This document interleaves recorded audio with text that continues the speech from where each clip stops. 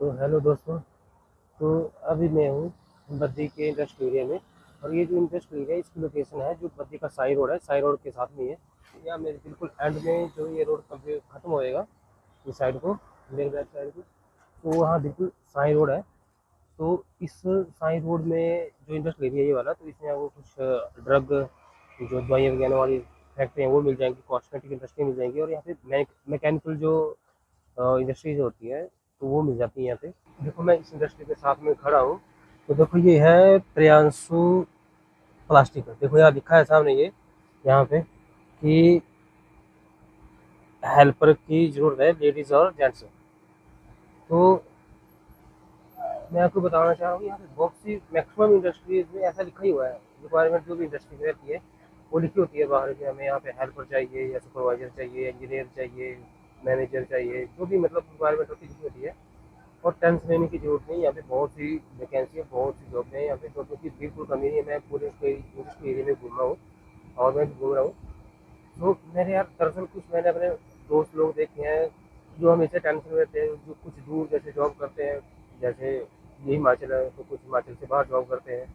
वो बोलते हैं यार वो हमें नौकरी नहीं मिलती है, नौकरी नहीं मिलती है, और स्ट्रेस में रहते हैं। स्ट्रेस की वजह से उन्हें कोई भी कंपनी आ सकती है।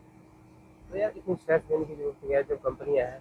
अगर आप काम करने वाले हो तो आपको कंपनियों की ज़रूरत नहीं है। बहुत सी इंडस्ट्री है, देखो ये सारी कंपनियाँ ही कंपनियाँ हैं यहाँ पे। ये बैक साइड को भी कंपनियाँ हैं, देखो फ्री रेमेडीज। आपको और भी इंडस्ट्रीज दिखाता हूँ जिनमें वो गेट पे लिखा हुआ है। देखो जैसे कोई लोग कंपनी में काम करते हैं और डरते रहते हैं कि जॉब चली जाएगी या किसी वजह से उनको घबराहट होती है।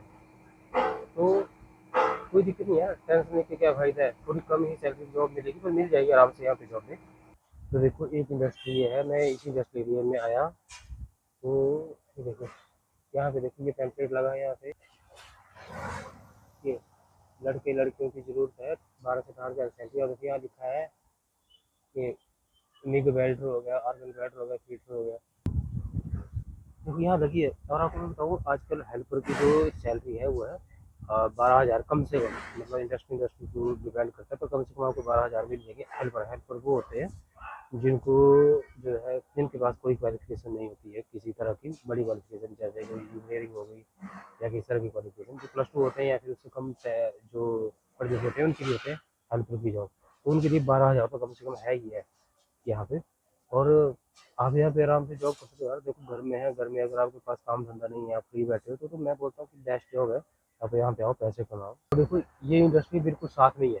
ये देखो यहीं पे है, सारी साई रोड के आसपास इसी इंडस्ट्री के लिए देखो रिक्वायरमेंट है।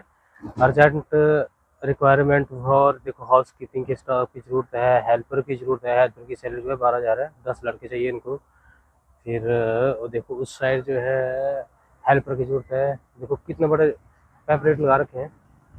देखो भाई जॉबों की कमी नहीं है। कितनी इतने टेम्पलेट लगाने का मतलब क्या हुआ, गेट पे इतने टेम्पलेट लगाए मतलब तो अर्जेंट रिक्वायरमेंट है।